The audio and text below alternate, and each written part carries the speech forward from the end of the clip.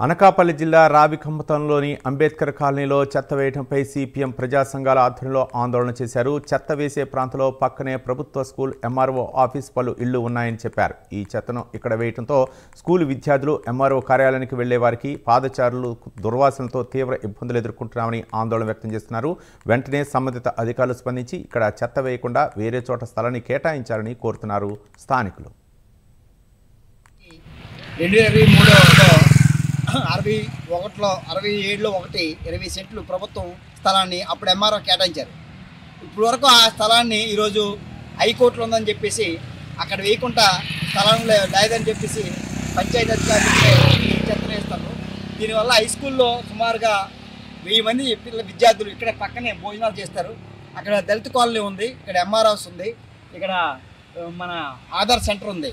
ఈ 3 సెంటర్కి వచ్చినటువంటి ప్రజానికం దుర్వాసనతో ఇబ్బంది పడుతున్నారు. గతంలో 2-3 నెలలు ఆందోళన చేసాం. ఆందోళన చేస్తే అక్కడ ప్లేస్ చూసాం, అక్కడ ప్లేస్ చూసి అని చెప్పి ఆ ప్లేస్ సంగతి మర్చిపోయారు. ఇప్పటికే ప్రతి శనివారం నాడు రాష్ట్ర ప్రభుత్వం నెలలో 3వ వారంలోని పెద్ద ఎత్తున ప్రచారం చేస్తున్నారు. జిల్లా కలెక్టర్ గారు వచ్చి ఇక్కడ స్వచ్ఛంద్ర స్వర్ణాంధ్ర కార్యక్రమం నిర్వహించాలని చెప్పి ఈ సిపిఎం పార్టీగా డిమాండ్ చేస్తున్నాం. లేకపోతే పెద్ద ఎత్తున ఆందోళన చేయాలని చెప్పేసి మేము భావిస్తున్నాం. అదో చెత్త కుప్ప పెరిగిపోయింది.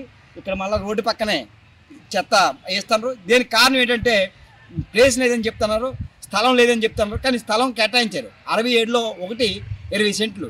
కానీ అక్కడ పెద్ద పెద్ద ఇన్ఫ్లుయెన్స్ వల్ల పలుకుబడి వల్ల అక్కడ వేయకుండా ఆటంకపరుస్తున్నారు.